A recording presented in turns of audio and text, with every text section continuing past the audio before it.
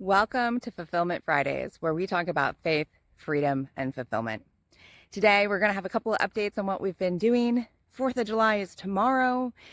Who's ready for 4th of July? I've got pool floaties and Stars and Stripes chairs. So great. And, even though we're not going to be doing fireworks this year because we're out in the country and we're going to actually enjoy our peace, the awesome celebration yesterday was that almost everyone in the county showed up as we have a new baby neighbor. So we went shopping, got some fun little things. So we're gonna go ahead, drop this off. So cute, so cute. Little shorts. So we're gonna go ahead and drop that off with some cookies to the neighbors. We've got chickens being chickens. We've got lots of growth in the garden. And we got a new electric transformer put in by the electric company. And so that's great because definitely electric and AC is very much needed in Florida in the summer. So we had a storm come through a week or two ago. One of the wires got loose. They came out and fixed it. And apparently it didn't quite do its job. So they're actually replacing the transformer this morning. I will say the electric company here in Florida is fantastic. They come out really quickly. We just called them yesterday with a blip, and they were out here this morning with 2 trucks and a boom fixing the electric for us. They're usually out for 10-15 minutes. I think my tree branches are getting a little trim over there with the boom, but that's okay.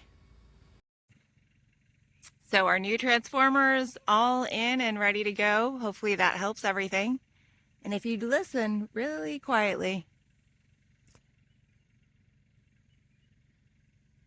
it's just the birds and the motor of a Kubota tractor in the background. Welcome to the country.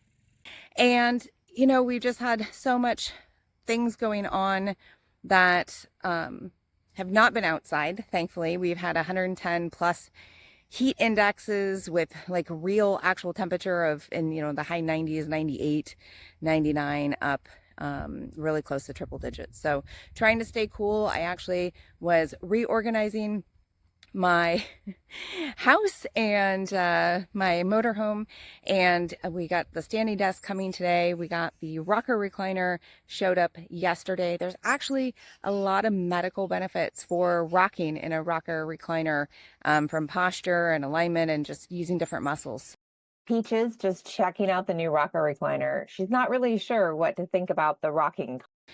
Just finished up Life Mastery with Tony Robbins, and got a couple other things, like I said, including the standing desk that hopefully is going to be making things a little bit easier on my body when I'm, sitting there and I'm coaching and I'm doing computer work and editing videos. So that's really going to be helpful. Just getting really the clutter out, because I think too, a clutter house or, even my shed and my other storage container here on property, just trying to get things organized. I really don't like everything out. Like I want to have it where it belongs and not scattered and, put away and really just organized. And that was also helpful because we got the electrician come out to finish up the outlets I needed in the shed. So we can go ahead and finish that organization project. So there was stuff in the house that needed to go in the shed, stuff in the shed that needed to go in the other storage container. So there's a whole bunch of movement going on, and really just trying to play heat roulette to make sure that everything gets done, but that we don't overheat. We keep everything cool and hydrated. Super, super important. So between that and lots of medical appointments, we've even got a virtual medical appointment today. The juggle is real, but things are looking up. We even had a neighbor that actually just had a new great grandbaby. So they've got 4 generations on their homestead next door. So excited about that. Went ahead and went some shopping for baby girl clothes. Oh, so lovely. So exciting. Definitely most of my friends are more in the grandkid section now of things, but it was just super fun. It's really about the little things and being part of a community as well. Made some cookies. We'll get those dropped off later today, but everybody in the county was out and showing up. So haven't gotten the full story yet, but I think baby at home might have not been so much planned. So I'm glad everything seems very happy and healthy so far. And welcome to this week's adventure. Stay tuned.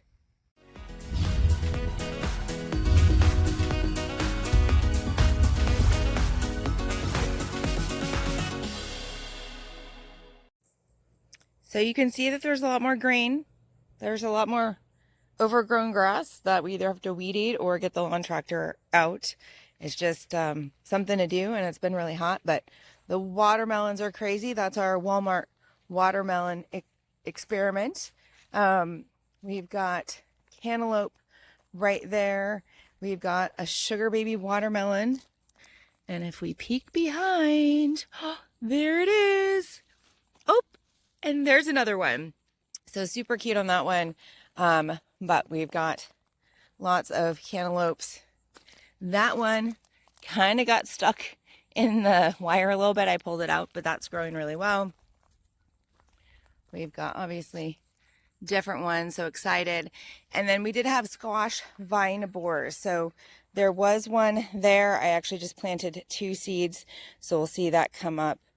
But that was not good. I definitely had to get rid of some plants I didn't want to have to. For example, I trimmed the little vine borer larva out of the zucchini, but I don't think it's really going to be coming back. So it's given a little bit of time, but it's not looking great. So, attack of the squash vine borer. Ew. Yeah, not great. You can actually see the little larva in there. Not good. So now I have to go through all my squash melons, try to rip off whatever I can, as far up as I can, since it looks like they just kind of hatched a little bit, and try to save my remaining plants. So not good. This little guy needs to die so he doesn't produce anymore. But as you can see, I did lose at least 1 pumpkin, and I'm still in the process right now. So not a great day, but hopefully I can catch before they infest my entire crop. Same thing with that butternut squash right there. Looks sad and pitiful. So I think I'm just going to pull that and then put something else in its place. The spaghetti squash, 2 out of the 5 got pulled. One of the small sugar pumpkins, and we had another pumpkin get pulled out of that one right there. So everything else seems to be going pretty good. We do have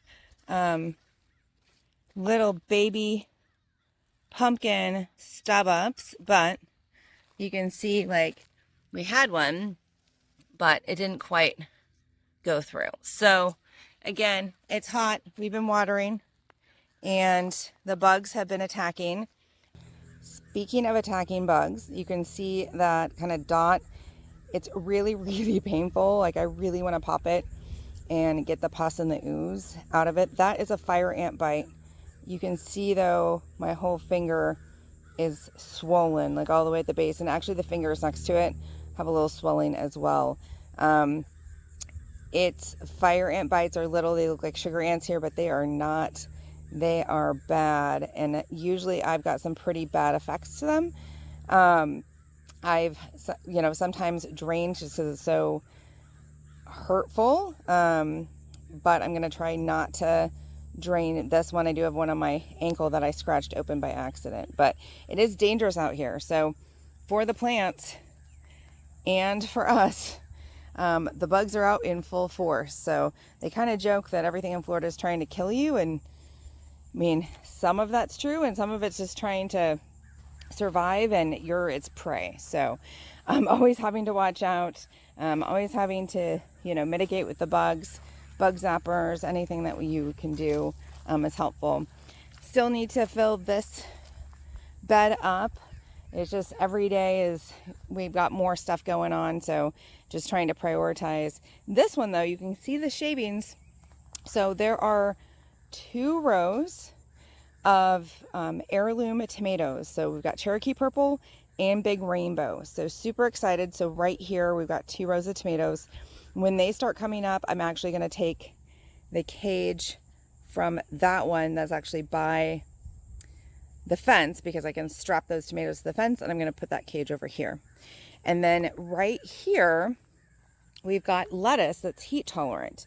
So I've got a row of Jericho, I've got a row of salad bowl green, and a row of black-seeded Simpson. So excited to see those come up. I want to actually take this and then plant, like in 2 or 3 weeks, plant another 3 rows of lettuce, and then plant another 3 rows of lettuce. So basically we've got like harvesting throughout as we get through those and just rotate. And then you can see these ones. These are the Katrina cucumbers that we just planted. And of course they're up on the back side of the fence. So you can also see there's another little cantaloupe there and back there. So excited about all of that. The Armenian cucumbers have basically eaten the trellis. They're still going strong over here though. I just picked a couple off for some friends and sent those home with them, but we've got lots of blooms still on there, and really just, I'm gonna keep that until it stops producing, and then we'll find something else to put in that. If you looked at the video from last time, we've got strawberries. There's a few more that kind of died off. We've got a couple in there. We do have a couple that took really well in there. So at some point when they're bigger, I'm actually going to combine them just into probably one container so they're not taking up so much space. These, now what I thought was the sun gold, actually, that right there is an Everglade tomato. So the Everglade tomatoes snuck into the sun gold basket. However, we've got some different leaves looking a little bit. So I'm kind of wondering if I still do have my, it's so cute. It's my jungle of cherry tomato type size. So I'm hoping with what I've got here might actually still be more than one thing, more than one type of tomato. Worst case, it's all Everglades, and Everglades love the heat. So we'll be able to keep that year round. I did try these little water bottle drip waters. They didn't really work, so not so great. We're just out here watering every day that it's not storming.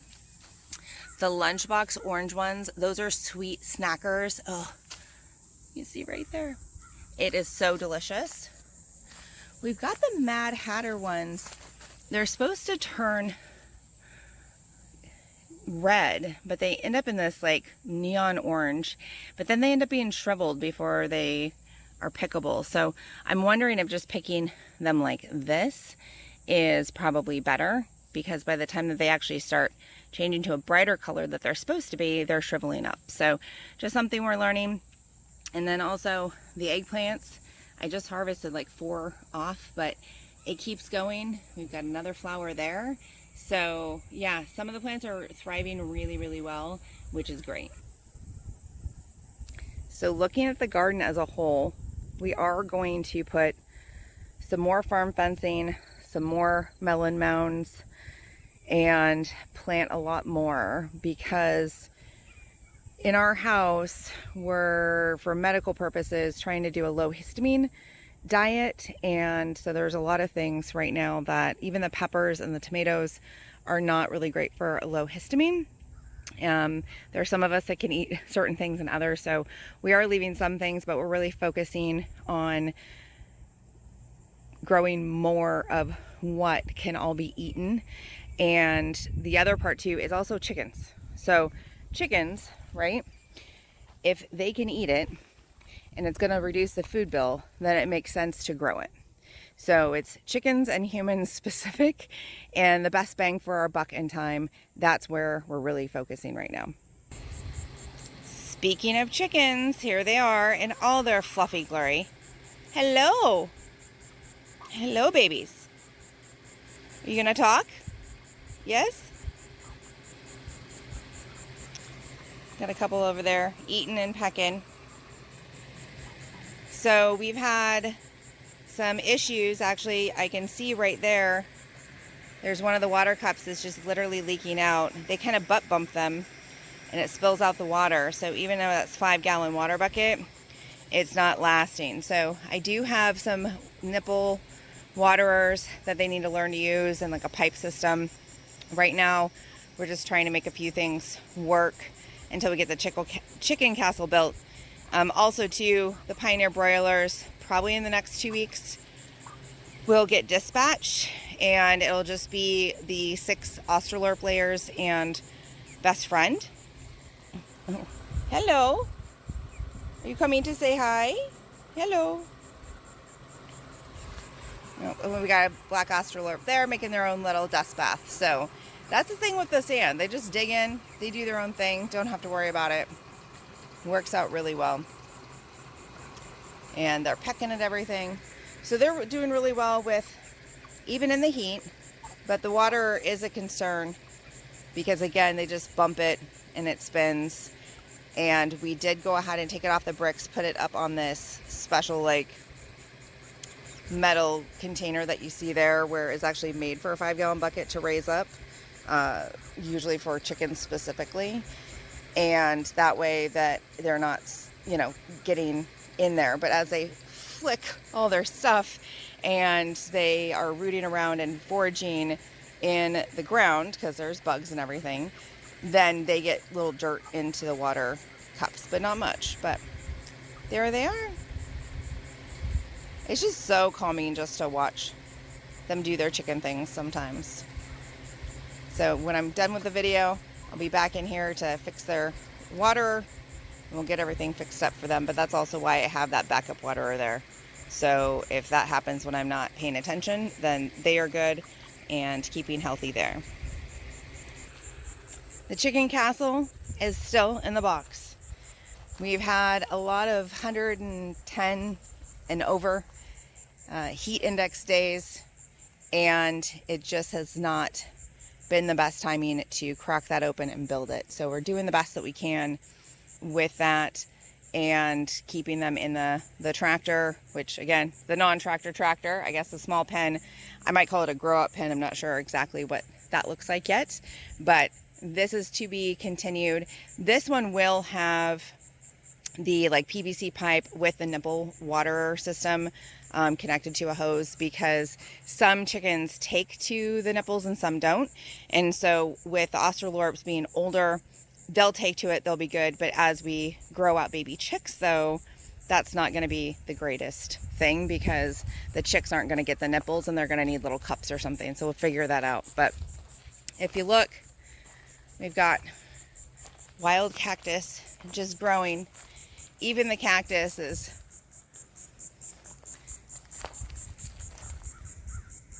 still growing in all this adversity. It's got some new growth on it. So very cute. So I wanted to show you these.